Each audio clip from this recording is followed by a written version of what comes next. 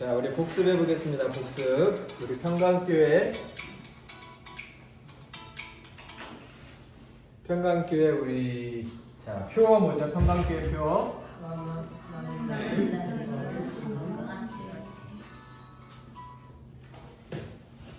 하나님 네. 가능한 다 외우셨지만 보지 말고 한번 해보세요. 하나님 나라를 세우는 건강한 교회.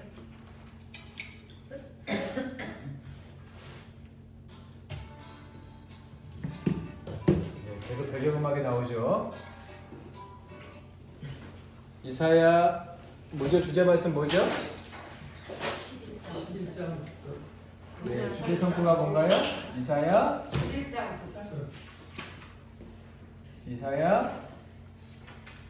11장 9절입니다. 나의 거룩한 산 모든 곳에서 해됨도 없고 상함도 없을 것이니 이는 물이 바다를 덮음같이 여호와를 아는 지식이 세상에 충만할 것이니라. 우리 설 명절 때 요거 한번 외워서 오세요. 이사야 11장 9절 짧아요. 내 거룩한 산. 네, 여기 내는 하나님이죠. 이 표현이 중요해요. 내 거룩한 산. 이제 이런 것이 뒤에 보면 이제 우리가 앞으로 계속 쓸 하나님 나라. 하나님 나라를 세우는 건강한 교회예요. 내 거룩한 산. 모든 곳에서 해됨도 없고 상함도 없을 것이니 이는 물이 바다를 덮음같이 여호와를 아는 지식이 세상에 충만할 거다. 하나님을 아는 지식이 물이 바다를 덮음같이, 그죠? 아시죠? 충만하면 그곳에 하나님의 거룩한 산이고 그것이 하나님 나라다. 저희는 이 하나님 나라라는 말을 일평생 기억해야 합니다. 일평생. 이거는 우리 교회 표가 아니라 예수님 메시지의 핵심이에요. 하나님 나라. 이거를 제가 계속 가르쳐 드릴 거예요. 예수님 메시지의 핵심은 뭐라고요? 뭐라고요? 하나님 나라예요. 하나님 나라. 이것을 내 개념이 아니라 성서와 예수님이 전해주신 이 개념으로 바꿔놔야 돼요. 하나님 나라. 제가 계속 강조하잖아요. 죽어서 가는 나라가 아니라 이 땅에 이뤄야 할 나라입니다. 하나님 나라는 예수님 메시지대로 하면 이미, 그 다음 뭐예요? 여기. 지난주 제가 오후 설교 때 좀 강조하긴 했는데 복습을 해야 돼요. 두 개 단어가 중요해요. 뭐예요? 이미, 여기. 이 두 가지 단어를 꼭 기억하세요. 하나님 나라 하면 죽어서 천당 간다, 이 개념은 예수님의 핵심 메시지가 아니에요. 안 간다는 얘기가 아니고요. 죽어서 하나님 나라 가는데 예수님의 메시지 핵심이 뭐예요? 하나님의 나라가 어디예요? 이미, 여기. 나중에가 아니라 이미. 예수님을 통해서. 예수님이 누구시에요? 예수님이 하나님의 아들이시기 때문에. 아들의 개념은 뭐예요? 통치, 다스림이죠. 예수님이 하나님의 아들로서 다스리시기 때문에. 그래서 우리는 이 하나님의 나라를 세우는 교회예요. 근데 어떻게 세워요? 건강하게 세워보자, 이런 거죠. 수식어가 하나 있죠. 이 큰 타이틀에서 세 가지의 3대 핵심 가치와 9대 실천 목표가 있는 거죠. 자, 첫 번째 핵심 가치 뭐죠? 건강하고 성장하는 교회예요. 아니면 추천 나오시죠? 건강하고 성장하는 교회. 두 번째, 하나님 나라를 세우는 교회.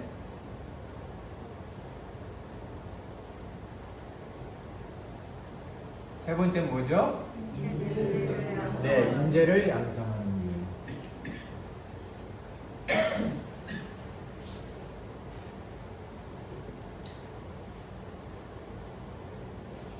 자, 이게 3대 핵심 가치. 그죠? 3대 핵심 가치와 9대 실천 목표. 네, 이런 용어들을 좀 외워주시면 공부니까. 자, 첫 번째 9대 실천 목표 중에 첫 번째가 뭐죠? 건강하고 성장하는 교회를 위해서 뭐 해야 되죠? 영과 네, 외워서 얘기하시는 거죠. 영과 진리로 예배한다. 자, 두 번째는 뭐죠? 셀 모임을 소그룹이죠. 셀을 활성화한다. 소그룹. 셀을 활성화한다.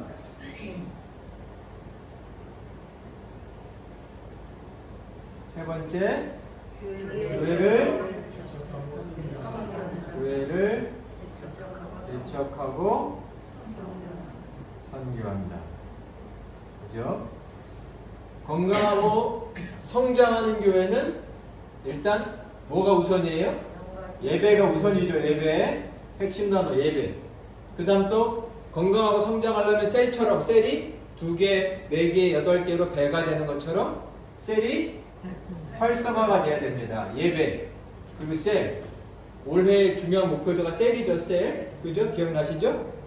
2026년도 올해 다시 길을 만들자. 첫 번째가 뭐죠? 거룩하게 지키는 주의. 이게 첫 번째 목표고, 두 번째 셀 모임을 활성화하는 거죠. 세 번째 다리 높이 사역. 아, 다 외우셨어요. 자, 그 다음은 성장하는 교회는 뭐예요? 배가 되는 거예요. 개척하고 선교되죠. 또 다른 교회가 하나 생기는 거죠. 그죠? 셀이 활성화되는 게 막 커지면 이제는 교회가 2개 되는 거죠. 그죠? 그게 성장하는 교회예요. 우리 교회는 여전히 개척과 선교를 목표로 두고 있습니다. 차차 하나님의 때가 무르익으면 우리는 개척도 하고 선교도 하겠죠. 그죠? 자, 네 번째 실천 목표가 뭐죠? 하나님 나라를 세우는 교회에서 첫 번째 예수 공동체가 된다. 예수 제자 공동체가 된다. 두 번째, 다섯 번째가 뭐죠? 건강한 가정을 세운다.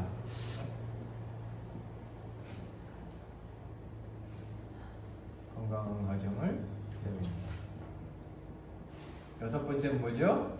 섬김, 네, 디아코니아, 지경을 넓혀야 됩니다. 여덟 번째, 일곱 번째, 네, 지속 가능한 사회 건설에 동참한다.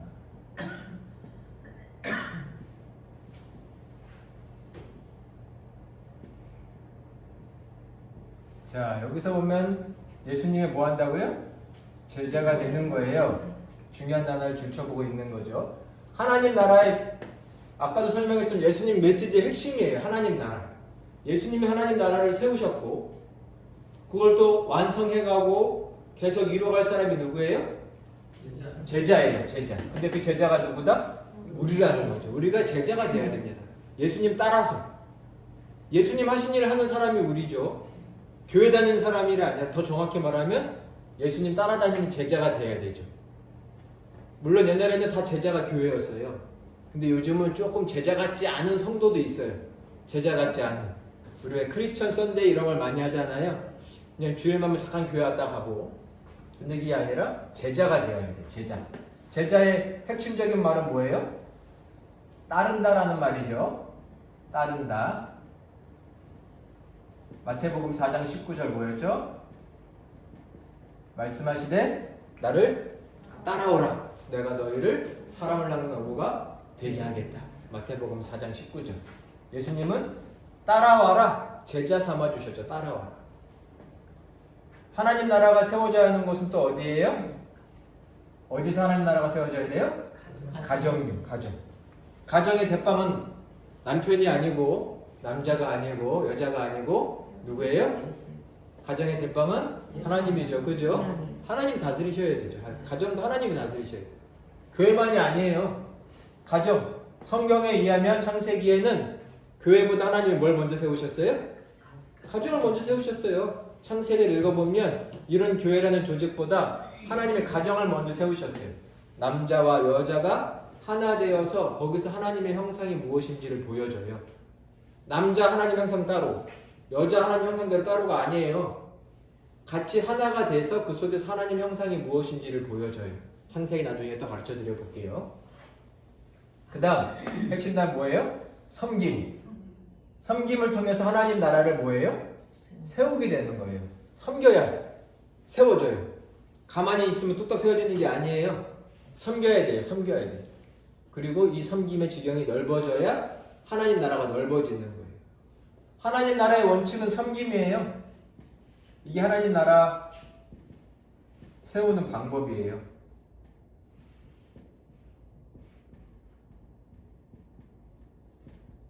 여러분 마가복음 기억나세요? 마가복음 핵심 구절이 뭐였죠?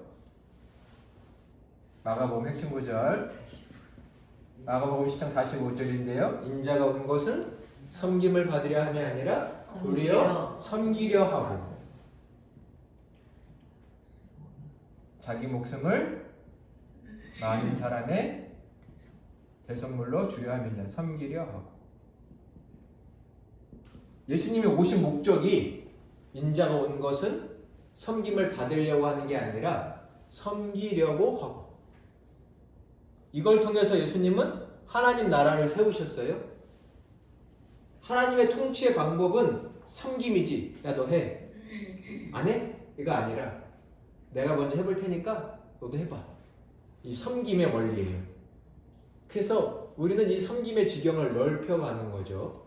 이것을 통해서 교회는 세상과 다르다는 걸 보여주는 거예요.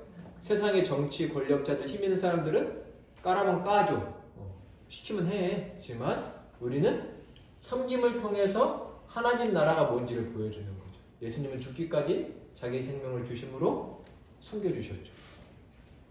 그래서 하나님 나라에 서는 방법론은 섬김이다라는 것이죠. 그리고 특별히 이 8번째 핵심 사역 목표는 사역 목표는 뭐냐면 현재 우리 지구 위기죠. 환경 기후 위기. 기후 위기와 관련된 문제니까 이것은 우리가 당장 가장 중요한 숙제입니다. 그러니까 이것을 기억해 주시면 좋아요. 자, 그다음 8번째 실천 목표 인재를 양성하는 교회에서 8번째가 뭐죠? 평신도 사역자를 세운다. 평신도 사역자를 세운다. 마지막 9번째는 뭐죠? 미래 지도자를 양성한다. 지도자를 양성한다.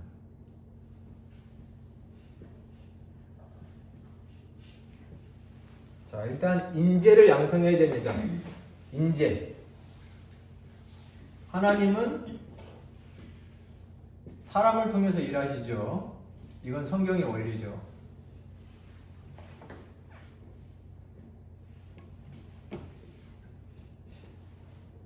시스템이 일하는 게 아닙니다. 하나님은 사람을 통해서 일하시죠. 그래서 늘 사람을 잘 세워야 돼요. 사람을. 평신도 사역자. 계속 강조하고 있죠. 이제는 전문 목회자들이 우리나라 현실에서는 점점 적어집니다. 이거를 받아들이고 준비할 줄 알아야 해요.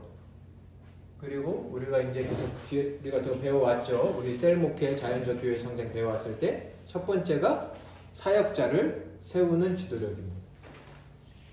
그리고 두 번째 미래 다음 세대죠. 다음 세대를 세워놓지 않으면 우리는 말 그대로 미래가 없는 거죠. 즉 다음 세대를 세우는 준비를 해야 된다라는 것이죠. 복습해 봤고요. 우리 이제 이게 지금 뭐와 관련되어 있냐고 말씀드렸죠? 우리가 지금 하고 있는 셀 목회죠. 셀 목회. 더 정확히 말하면 자연적 교회 성장. 네. 그리고 이것을 위한 8가지 특성이 있습니다. 질적인 특성이 있어요. 8가지 특성. 외우셨나요? 첫 번째 뭐죠? 사역자를 세우는 지도력입니다. 더 정확히 말하면 평신도를 동역자로 세우는 지도력. 사역자를 세우는 지도력. 여기서 지도력이란 말 어려우면 그냥 목회자 이렇게 이해하셔도 돼요. 리더십인데. 즉 목회자가 혼자 일하지 않고 사역자를 세워야 한다는 거예요. 우리 평신도 성도님들하고 성도님들이 같이 일할 수 있도록. 우리 교회는 재직이 있죠. 원래 재직이라는 제도가 있긴 해요. 재직이라는 말 자체가 직분을 가졌다. 일하는 사람이라는 뜻이에요. 재직이라는 말이 섬기는 사람이라는 뜻이에요. 섬기는 사람. 근데 이 재직을 잘 세우는, 그래서 사역자가 되게 하는. 목사 혼자 예수님 제자 아니에요. 우리 모두가 예수님 제자예요. 우리 모두가. 그래서 이 제자가 되는 것, 사역자가 되는 것 중요하죠. 그래서 이것을 해내야지만 성장하는 교회가 될 수 있습니다. 두 번째는 뭐였죠? 은사 중심적인 사역입니다. 은사 중심적 사역. 아무렇게나 사역을 하는 게 아니고요. 하나님이 주신 은사를 따라 사역하는 겁니다. 우리가 다다음 주에 복습할 때 조금 더 이제 하나씩 다 하고 넘어갈게요. 오늘은 뒤에 거 해야 되니까. 세 번째 뭐죠? 열정적 영성. 우리 자료 보시면 맨 첫 페이지 나와요. 맨 첫 페이지 박스 안에 열정적 영성.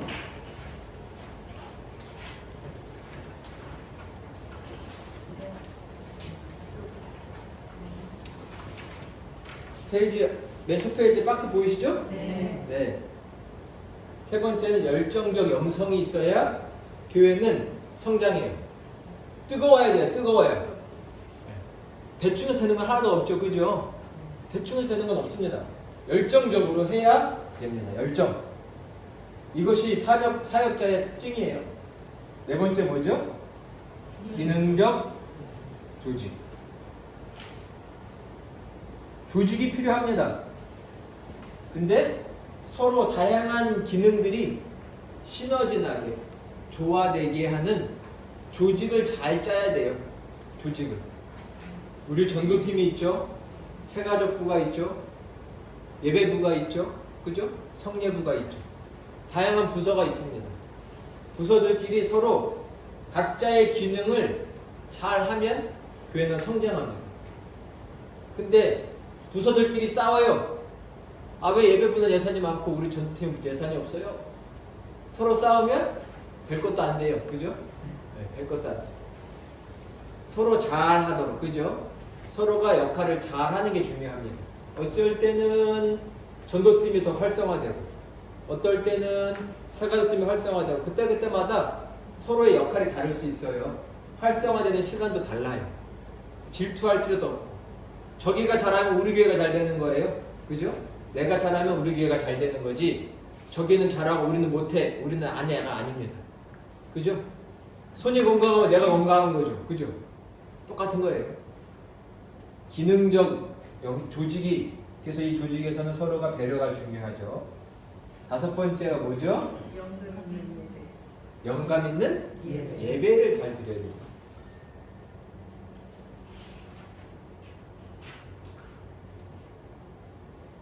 여섯 번째는 뭐죠? 전인적 소그룹.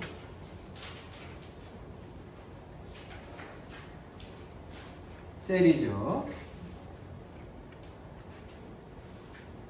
지난 시간에 이 5, 6번을 배운 거죠? 기억나시죠? 지난번에 5, 6번을 배웠어요.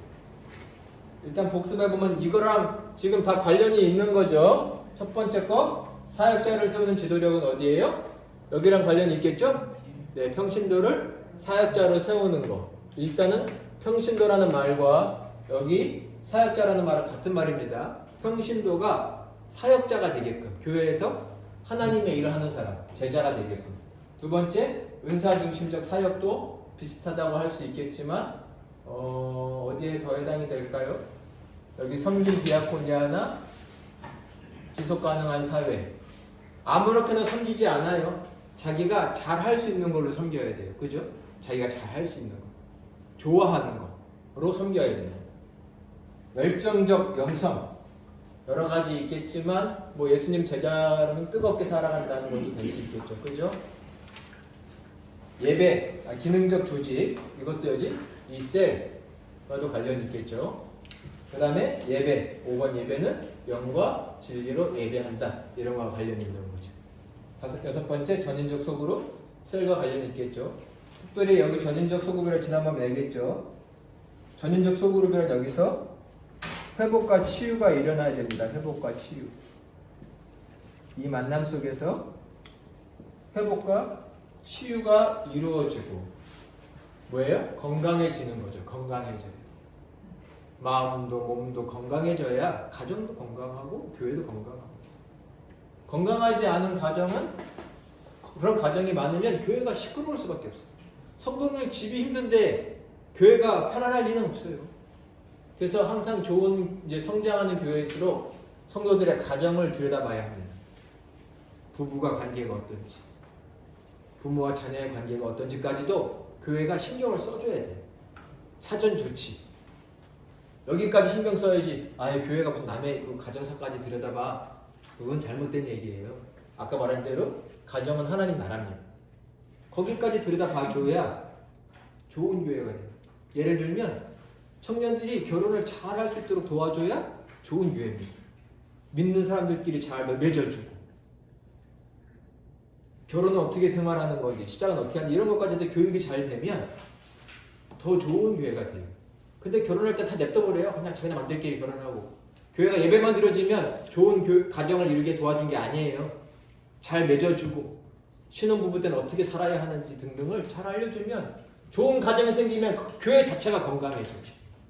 근데 좋은 가정을 만들 수 있도록은 다 냅둬버리고 나중에 좋은 가정이 되려고 하면 쉽지 않아요. 할 일이 많습니다. 교회가 할 일이. 일단 이런 것들을 말씀드리는 이유는 우리가 할 일이 많다. 해야 할 일이 많아요. 자, 오늘은 이제 7번째, 8번째. 7번째 뭐죠? 필요? 네, 특별히 우리 전도란 말이 나왔네요. 우리 전도팀 맞게. 필요 중심적 전도. 8번째 뭐죠? 사랑의 관계. 이 두 가지를 오늘 배워보도록 하겠습니다. 자, 일단 전도네요. 전도. 필요 중심적 전도. 자, 한번 이거 쭉 펴보세요.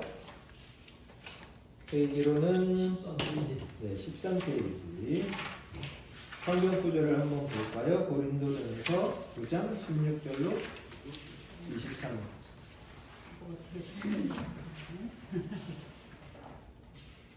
고린도전서 9장 16절로 24.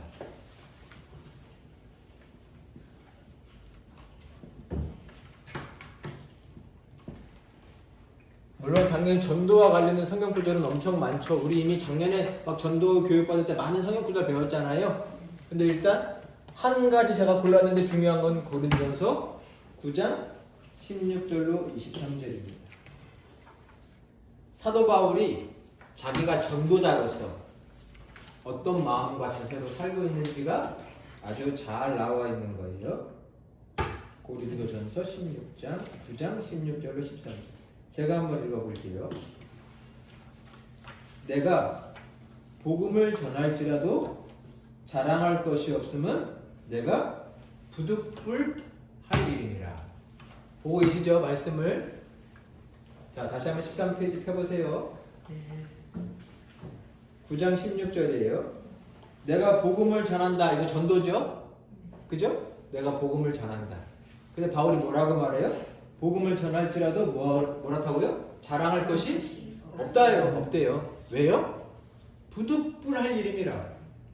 부득불한다는 말이 뭐죠? 안 할 수 없다는 거죠. 그죠? 강권 내서 억지로. 예. 안 할 수 없는 거예요. 안 할 수 없는.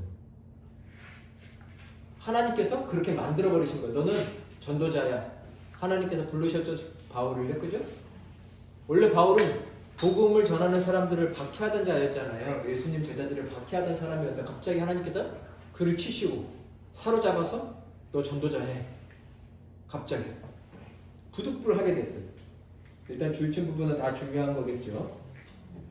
17절 말하고 있죠. 내가 내 자의로 이것을 행했으면 차라리 상을 받을 거지. 내가 하고 싶어서 잘했으면 되지만 이거 내가 하고 싶어서 한 게 아니라 자의로 하지 아니하였다 할지라도 나는 뭐 했다고요? 사명을 받았다는 거예요. 부르심이죠. 사명이란 말. 부르심, 소명. 그런즉 18절 내 상이 무엇이냐? 내가 복음을 전할 때에 어떻게 해요? 값없이 전하고 복음으로 말미암아 내게 있는 권리를 다 쓰지 아니하는 이것이다. 값없이 전했다라는 말은 여러 조건들, 상황들 다 중요하지 않아요. 복음 전하는 것만 가장 중요해요. 왜요? 그거 하라고 하나님 나를 부르시고 여태가 살려주시는 거예요. 19절 내가 모든 사람에게 자유로우나. 나는 자유인이에요. 사도 바울은 로마인이었고요. 그죠? 학식이 높은 사람이었어요. 자유롭지만 뭐 했다고요? 스스로 모든 사람에게 종이 됐대요. 몇몇 사람에게만 종이 된 게 아니라 모든 사람에게 종이 된 것은 뭐예요? 더 많은 사람을 얻고자 한다는 게 뭐예요? 많은 사람 전도하겠다는 얘기죠. 하나님께로 이끌려고, 예수님 제자 삼으려고 내가 종이 되었다. 그 뒤에 설명을 해요. 유대인에게는 내가 유대인과 같이 된 것은 뭐 하려고요? 유대인을 얻고자 하며. 비슷하게 돼야 말이 통하고 관계가 생기고 할 수 있죠. 또 반대로 뭐예요? 율법 아래에 있는 자들에게는 내가 율법 아래에 있지 아니하나 율법 아래에 있는 자 같이 되는 것은 율법 아래에 있는 자들을 얻고자 합니다. 이것도 율법 아래에 있는 자들 유대인 가리키는 거예요. 유대인이 율법을 섬겼으니까. 자기는 유대인이 아니라 율법 아래에 있는 자들이 아니라는 건 어디 아래에 있는 사람이에요? 바울은 복음 아래에 있는 사람이에요. 율법이 아니라. 하지만 또 율법 아래에 있는 사람들을 잘 이해할 수 있어요. 왜? 내가 과거에 율법 학자요. 유대인이요. 율법을 지키는 열심이 특심하였다라고 자기가 말할 정도로 뜨거운 사람이 있어요. 바리새인 중에 바리새인이 이 바울이었어요. 그래서 유대인을 잘 알아요. 율법 아래에 있는 사람들. 그리고 율법을 가지고 생각하는, 율법을 지키려고 몸부림치는 사람들의 습성도 잘 알아요. 그러니까 그들같이 된 것은 그들을 얻고자 합니다. 21절 율법 없는 자에게 내가 하나님께는 율법 없는 자가 아니요 도리어 그리스도의 율법, 복음을 말하는 거예요. 그리스도의 법이란 뜻이죠. 그리스도의 법 아래에 있는 자이나 율법 없는 자와 같이 된 것은 율법 없는 자들을 얻고자 합니다. 여기서 21절은 율법 없는 자는 이방인, 유대인이 아닌, 그리스도인이 아닌 이방인을 말한다고 보시면 편해요. 성경도 몰라요. 그 사람들은 율법 내용도 몰라요. 이 당시에는 지금 우리가 보고 있는 신약 성경 복음서 없잖아요. 그죠? 그 당시엔 성경은, 유일한 성경은 율법 구약이에요. 구약 성경. 근데 구약도 모르는 사람들이 있어요. 이방인들에게는 내가 이방인처럼 돼줬어요. 왜요?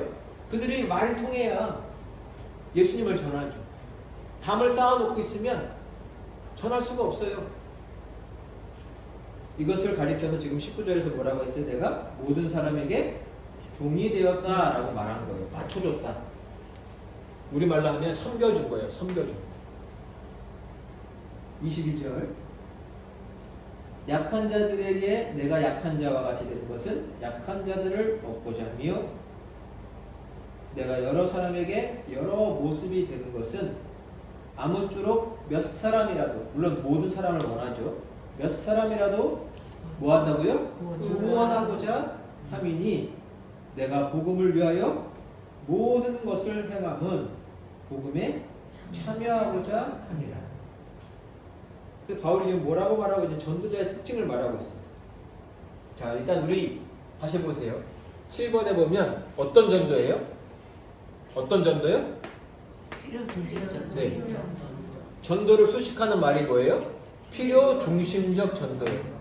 전도 방법도 여러 가지가 있겠어요. 그냥 길 나가서 예수 믿으시오 막 선포하면서 전도할 수도 있어요. 그것도 전도 방법이에요. 전도 방법. 옛날 예수님 당시에도 그랬을 것 같고. 근데 지금 우리가 추구하고 있는 전도의 방식은 뭐냐면 필요를 보고 필요를 중심적으로 채워주는 전도라는 거예요. 뭐 생각 말이 있다면 필요 중심적은 채운다는 거예요. 채운다. 유대인의 필요가 있겠고 이방인의 필요가 있고 약한 사람들의 필요가 있고 다양한 사람들의 필요가 있어요. 그 필요를 보고 채워주면서 예수님을 전한다는 거죠. 그냥 전하는 게 아니에요. 자, 책을 보세요. 13페이지 보시면 밑에서 네 번째 줄 13페이지 밑에서 네 번째 줄 보시면 필요 중심적 전도는 전도의 초점을 어떻게 해요? 불신자들의 당면한 문제와 필요를 충족시키는데 맞추는 겁니다. 중요한 말이에요. 그냥 무작정 교회 가자. 예수님 믿어야 돼. 이것도 물론 믿음이고 좋은 말이고 하지 마시라는 게 해야 되는데 더 수준 높고 뭐랄까 더 전문가스러운 전도는 어떻게 해야 돼요? 불신자가 있으면 그들의 삶을 잘 들여다봐야 돼요. 김현철한테 뭐가 필요할까? 잘 들여다보세요. 도와주셔야 돼. 도와주셔야 돼. 섬겨야 돼. 섬겨야 돼. 섬겨야 돼. 그들의 필요를 섬겨야 돼요. 빵이 없는 자들에게 뭘 줘야 돼요? 빵을 줘야죠. 배는 고픈 사람한테 빵은 안 주고 교회 가자고만 하면 되겠어요? 일단 빵을 주셔야죠. 그죠? 그럼요. 추워서 발발발 떨고 있는데 따뜻하게 해주신 다음에 우리가 왜 따뜻하게 해주는지 왜 빵을 주는지 설명을 하면 되잖아요. 예수님 때문이라고 하나님 때문이라고.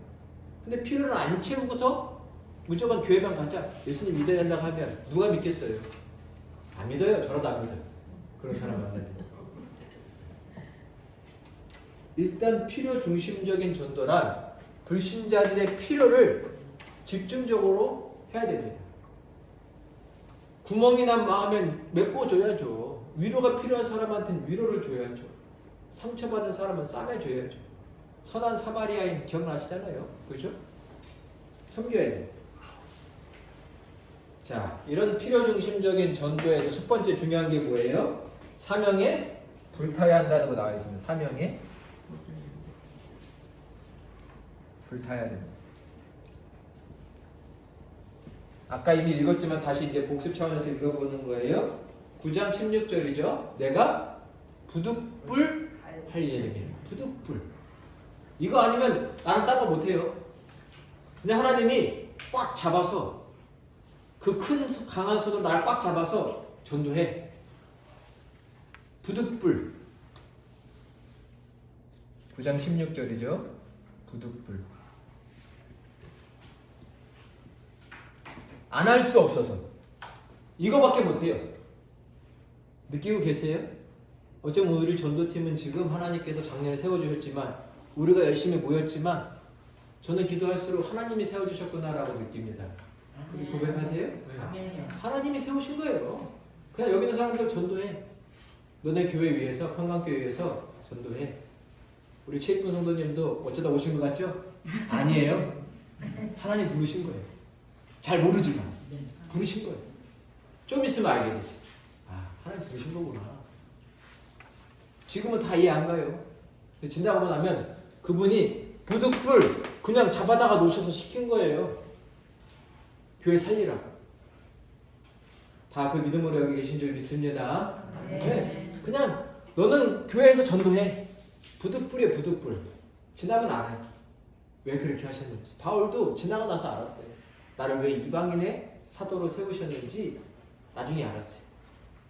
사명자는 부득불이에요. 비가 오나 눈이 오나 그냥 하는 거예요. 우리 전도팀처럼. 그죠? 겨울에 힘들면 교육받고 날씨 풀리면 나가 전도하고 그냥 부득불 하는 거예요. 불타올라야 돼. 사명자. 말씀을 계속 곱씹어서 사명감을. 저 디모데후서 오른쪽 보세요. 14페이지. 뭐라고 써 있어요? 때를 어떤지. 네. 디모데 4장 2절 뭐예요? 때를 네. 항상 일어서라. 그냥 항상 때를 어떤지 뭐든지 때란 말보단 기회예요. 기회가 있든지 없든지 기회는 만들어 하는 거예요. 아 전도할 상황이 안 돼요. 그거 아니라 전도자는 전도를 해내야 되는 거죠. 기회는 만드는 거예요. 저 사람하고 어떻게 말할 수 있을까? 저 사람한테 어떻게 예수님 소개할 수 있을까? 머리를 굴리고 방법을 찾아서 하는 거죠. 회사에서도 머리 안 쓰는 사람은 일꾼이 못 돼요. 일을 잘 하려고 고민하면 다 방법이 생기거든요. 근데 머리를 안 쓰고 그건 마음이 없다는 거거든요. 우리는 그냥 전도를 때가 되면 하는 게 아니라 기회를 만들어서 하는 사람들이에요.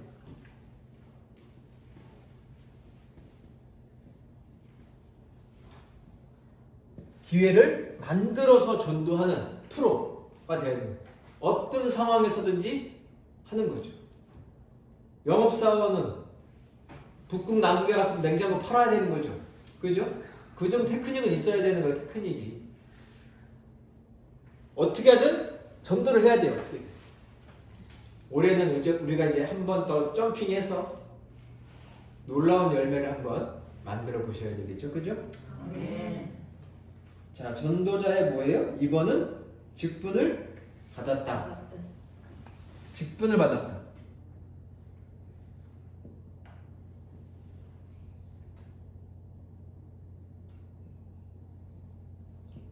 전도자의 직분을 받았다.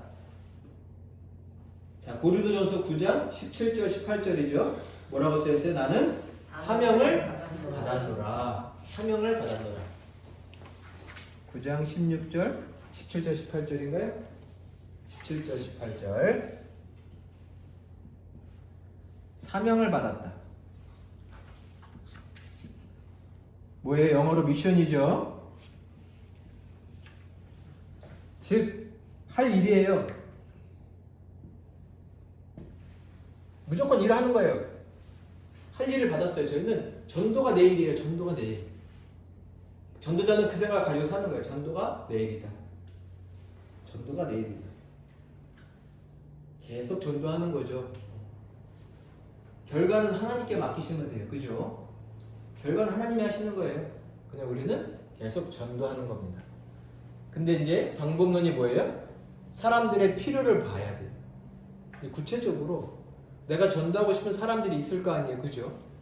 그럼 그 사람들을 생각하면서 뭐가 필요할까? 집중, 공략을 해야 되는 거죠. 내가 전도하고 싶은 사람이 있으면 저 사람의 필요가 뭘까를 생각하면서 일을 하셔야 돼요. 일. 하나씩. 그래서 고민해 보셔야 돼요. 일을 잘하기 위해서는 고민을 하셔야 돼요.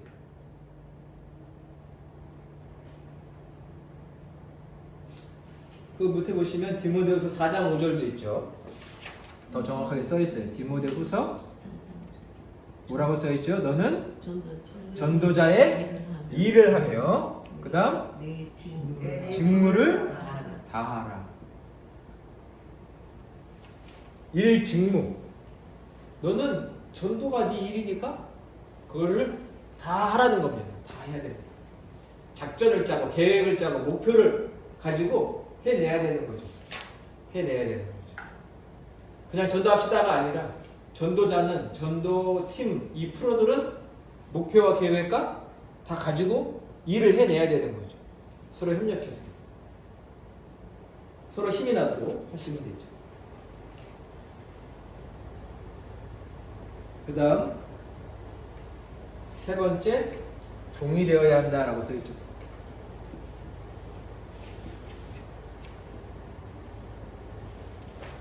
이제 방법이 종이 되어야 한다라는 거죠. 종이 되어야 한다. 앞에 이미 다 설명한 부분이지만 종이 되어야 합니다. 섬겨야 한다는 거죠. 섬겨야.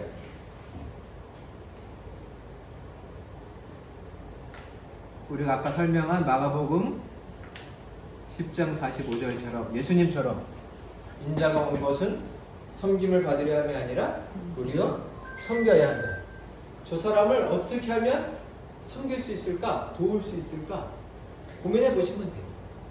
한 명씩 한 명씩. 그런 사람이 지금 저희 안에 있어야 합니다. 전도자들은. 지금 전도하고 싶은 분 누구 계세요? 각자 소개? 전도하고 싶은 분 계세요? 있긴 하세요? 있으세요? 말을 안 들어서 그렇지. 말을 안 들어요? 아, 그럼 말은 해보셨네요, 그래도. 아, 그러네요. 네, 그렇게 된 거죠. 제가 아들한테 네. 고민을 해보세요. 아들의 필요가 뭘까? 아들을 어떻게 섬길까? 우리 엄마가 왜 이래? 이럴 정도로. 네? 우리 엄마가 왜 이렇게 하시지? 네. 놀라게 해주세요, 놀라게. 안 올 수 없게끔. 네. 방법을 찾아야 돼요. 섬길 방법. 감동을 시켜줘야죠. 움직이게, 마음도 움직이고 몸도 움직이게 해야죠. 네. 진짜로요. 섬겨야 돼요, 섬겨야 돼요. 한 명을 딱 붙잡고 열심히 한번 생각해 보세요. 어떻게 하면 될까? 어떻게 하면 될까? 기도도 하고 섬김도 하시고. 중요한 건 뭐예요? 이게 우리 일이라니까요. 해내야 돼요. 해내야 되는 거예요. 뭐 방법이 없어요. 우리 일이에요. 사명자. 하다 그만두는 사람은 사명자가 아니에요. 이건 무조건 내 일이다 라고 하고 하는 거죠. 섬김의 방법은 고민을 하셔야 됩니다. 어떻게 섬길 수 있을까? 여태껏 우리가 일단 예를 들면 교회가 이제 이거 행사하니까 가봅시다. 요 정도였다면 이제는 예를 들면 어디 곳을 내놔도 누군가는 붙들고 하나님께로 이끌 수 있는 그런 전도자가 되셔야 되는 거예요. 전도자. 방법을 찾으셔야 돼요. 찾으셔야 돼요. 해보시죠. 예수님이 그러셨듯 바울이 유대인에게는 어떻게? 유대인처럼 했어요. 율법이 없는 이방인들에게는 이방인처럼 했어요. 그들은 로마인들을 잘 알았어요, 바울은. 그럼 로마인에게도 맞춰줘. 골고루. 그래서 전도자는 결국은 보면 이것 때문에 능력이 많은 사람이 돼야 돼요. 여러 가지 스킬도 가지는 거예요. 전도 위해서 다양한 스킬을 가지고 있어요. 다양한 스킬, 전도하기 위해. 다른 게 아니에요. 뭐 내가 사람 뭐 전도해가지고 뭐 내 사람 만드는 거 아니잖아요. 전도했다고 그 사람이 나한테 돈 주는 거 아니잖아요. 그냥 하나님께 인도하는 거예요. 왜요? 내가 하나님께 사명자가 됐으니까. 부르심 받았으니까. 나는 오직 하나님께 잘했다, 충성된 종아 칭찬받겠죠. 그죠? 그것을 위해서 열심히 전도하시는데 뭐예요? 필요 중심적이라는 것은 종으로서 섬겨 주셔야 된다는 거예요. 섬겨 주셔야 돼요. 시간도 드려야 하고요. 물질도 드려야 되고 할 게 많습니다. 한번 해보세요.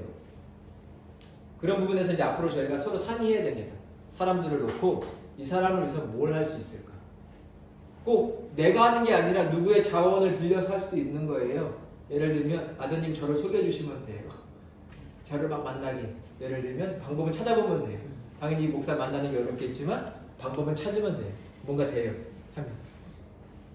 다양한 자원을 이용하시라는 거죠. 그리고 마지막 사랑의 관계가 있어야 자연적으로 교회가 성장하고요. 셀 목회가 잘 이루어집니다. 사랑의 관계. 이건 쉽지만 가장 또 순종하기 어려운 부분 중에 하나예요. 우리가 고린도전서 13장 모르는 부분은 없죠?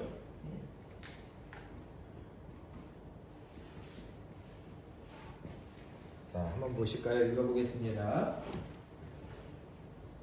내가 사람의 방언과 천사의 말을 할지라도 사랑이 없으면 소리나는 구리와 울리는 꽹과리가 되고 2절 내가 예언하는 능력이 있어 모든 비밀과 모든 지식을 알고 또 산을 옮길 만한 모든 믿음이 있을지라도 사랑이 없으면 내가 아무것도 아니요. 지금 계속 줄쳐 있는 부분은 사랑이 없다고 써 있어요. 공통적으로. 3절 내가 내게 있는 모든 것으로 구제하고 또 몸을 불사르게 내어준다 할지라도 사랑이 없으면 내게 아무 유익이 없다. 그 뒤에는 유명하죠. 사랑은 오래 참고 사랑은 온유하며 시기하지 아니하며 사랑은 가랑하지 아니하며 교만하지 아니하며 물에 행하지 아니하며 자기 유익을 구하지 아니하며 성내지 아니하며 악한 것을 생각하지 아니하며 불의를 기뻐하지 아니하며 진리와 함께 기뻐하고 모든 것을 참으며 모든 것을 믿으며 모든 것을 바라며 모든 것을 견디느니라. 8절 중요합니다. 사랑은 언제까지나 떨어지지 아니하리니 예언도 패하고 방언도 그치고 지식도 패하리라. 아멘. 사랑은 은사라기보다는 아까 우리 왜 은사 중심적 사역이 있잖아요. 사람마다 다양한 은사가 있어요. 은사에 따라 할 수 있는 다양한 기능이 있어요. 근데 사랑은 모든 그리스도인들에게 하나님이 요구하시는 거예요. 이를 향한 하나님의 요구예요. 뜻이죠, 뜻. 그냥 사랑하라는 거예요. 뭐 조건이 없어요. 사랑해라. 교회는 사랑 빼면 시체예요. 사랑이라는 기도. 그러면 결국 이 사랑이 이 앞에 있는 7가지의 여러 질적 특성에 마치 공기와 같이 꽉 차 있어야 되는 거예요. 사랑이 있어야 돼요. 사랑이. 지금 1절 보시면 사랑이 없으면 2절에 사랑이 없으면 3절에 사랑이 없으면 아무것도 아니라는 거예요. 아무리 앞에서 많은 것들을 해. 예배도 드리고 뭐 교회 사역도 많이 하고 전도도 하고 뭐 다 하는데 사랑이 빠져 있으면 사랑의 동기가 없으면 아무것도 아니라는 거예요. 아무것도 아니에요. 사랑이 제일 중요해요. 이건 뭐 교회 다니는 사람은 다 알죠. 그러면 이제 이 사랑에서도 목표와 계획이 있어야 돼요. 사랑에 있어서. 자, 일단은 제가 써놓은 내용을 한번 보시면 15페이지 밑에서 6번째 줄 보시면 새신자 정착을 위한 뭐예요? 사랑의 삼겹줄이 필요해요. 사랑의 삼겹줄.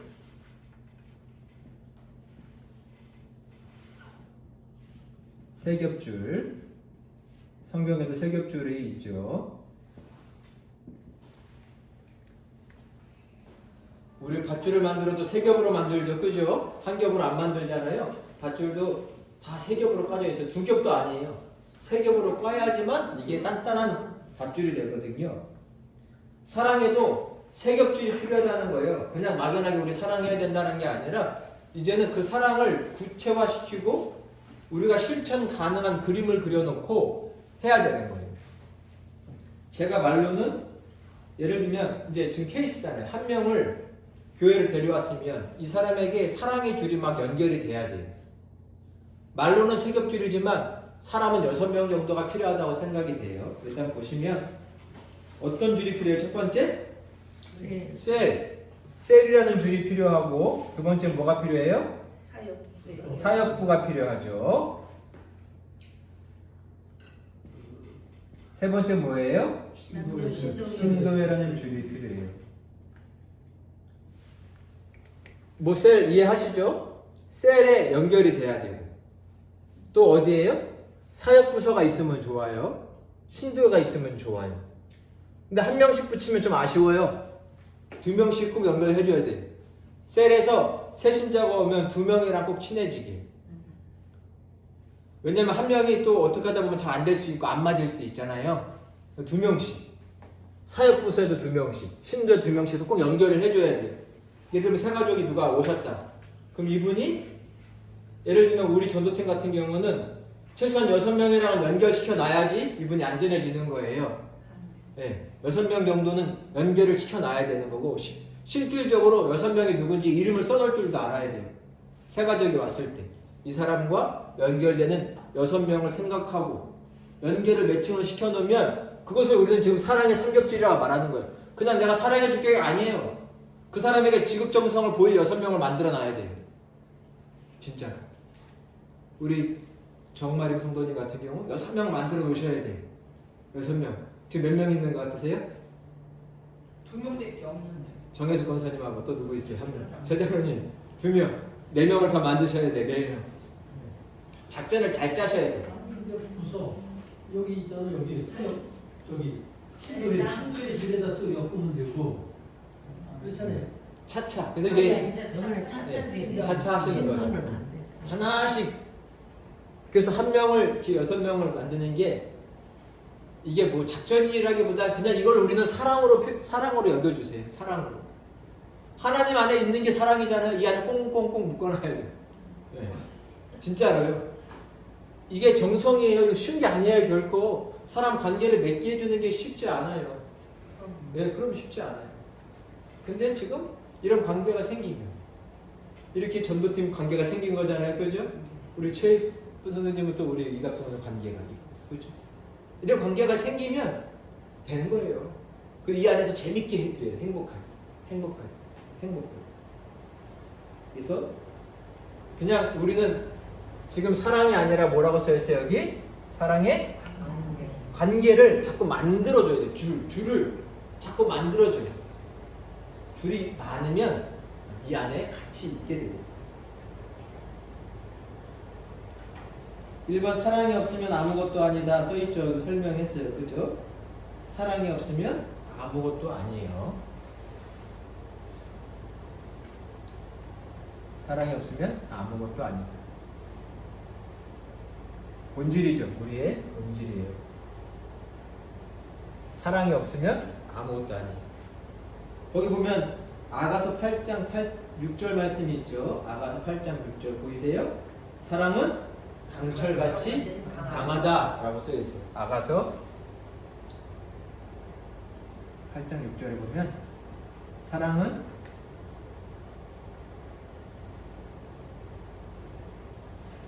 강철같이 강하다. 사랑의 관계를 아주 그냥 강철 같은 큰 끈으로 막 만들어 놓으셔야 돼요. 내가 전도하고 싶은 사람, 가족, 나만 데리고 오지 마시고 여러 끈이 있어야 돼요. 그래서 그걸 고민해 보세요. 누구랑 연결해 줄까? 누구랑 연결해 주는 게 이 사람과 연결이 관계가 잘 맺어질까? 이것을 고민해야 돼요. 한 명을 데리고 오면 진짜 내 아들을, 내 딸을 누구랑 연결시켜 줄까? 해야지만 사랑의 끈이 생기는 거예요. 그걸 경험한 사람은 누군가를 전도해서 또 그렇게 할 거예요. 경험해 봐야 돼.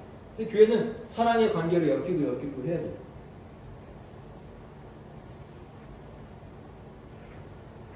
자, 2번 보면 사랑은 배려하는 마음이라고 했죠.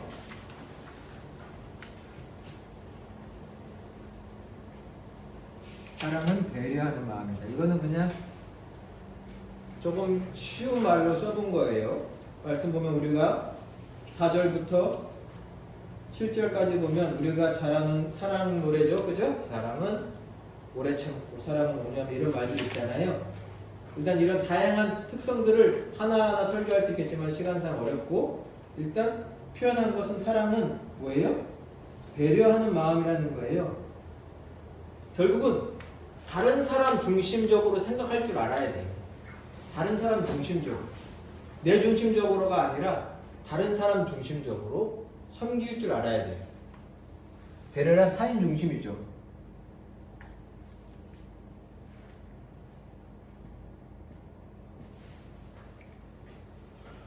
다른 사람의 생각, 말, 행동을 보시고 왜 저렇게 할까 이해하려고 해야 돼요.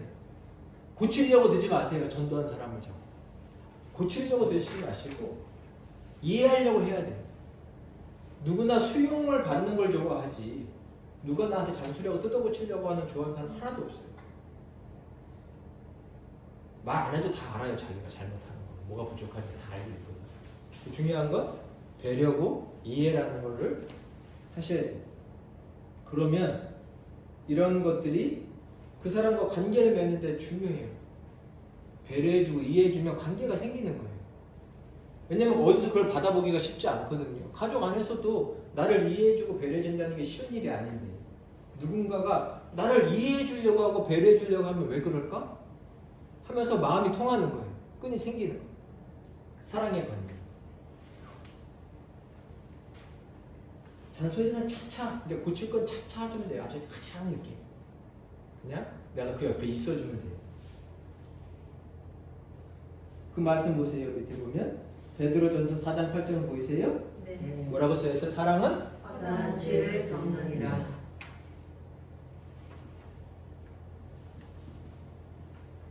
허다한 죄를 덮음. 진리예요. 허물 없는 사람이 없어요. 그리고 허물이 많아요. 허다해요. 근데 그것을 덮어주면, 이해해주면 다 마음이 움직이게 돼 있어요. 내 허물을 덮어주고 나를 이해해주면 상대방이 마음이 움직이게 돼 있다니까요. 안 그런 사람이 없어요. 그래서 허물을 덮어주는 노력을 우리가 해보는 거예요. 우리의 관계. 저 사람을 이해할 수 있는 사람을 옆에 붙여주시는 거예요. 아무나 붙여주시면 안 돼요. 아무나 연결해 주는 게 아니에요. 잘 보시고 저 사람하고 누구를 연결해 주면 허다한 허물을 덮어주는 이 관계가 생겨서 그 사람이 더 여기가 하나님 사랑이 뭔지 알 수 있겠다라는 걸 아무나 연결해 주면 안 되고, 그래서 저희 전도팀이 중요해요. 나중에 세 가지 팀도 중요해요. 그런 걸 할 때. 이런 거를 전략적으로 해야 전도팀이다라는 거예요. 전도팀, 우리 역할이. 마지막, 사랑이 쉽지 않다는 걸 알지만 우리 마지막은 뭐예요? 세 번째, 사랑의 샘은 마르지 않는다라는 확신을 가져야 돼요. 사랑은 마르지 않는 샘이에요. 왜요? 사랑은 하나님을 근원으로 하기 때문이에요. 하나님이 근원이시니까. 고린도서 13장 8절 보시면 사랑은 언제까지나 뭐 한다고요? 고린도서 13장 8절, 우리 아까 읽었던 말씀 중에 맨 마지막이죠? 사랑은 언제까지나 헤어지지 않는다. 방언도 그치고, 안 쓰면 그치고, 예언도 그치고, 여러 은사들은 다 그치고 중단될 수 있어요. 근데 사랑은 헤어지지 않는다는 거예요. 사랑은 헤어지지 않는다. 왜요? 하나님이 사랑이심이라. 요한일서 4장 7, 8절 꼭 외워놓으세요.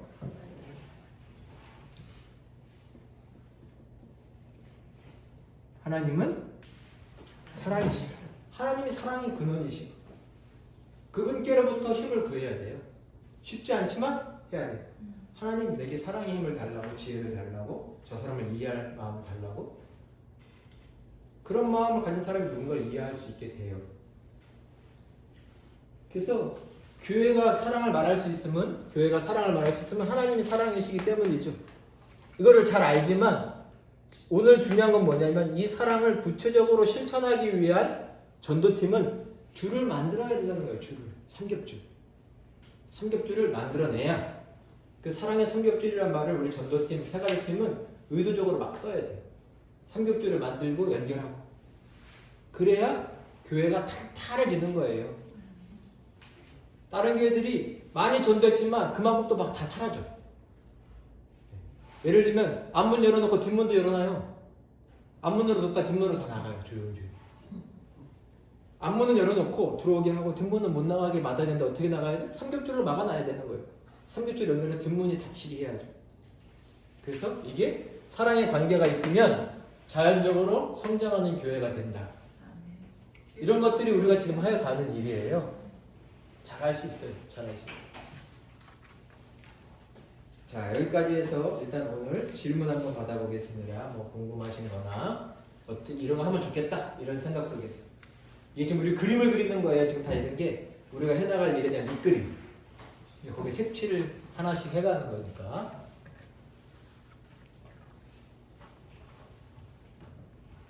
꺼주세요.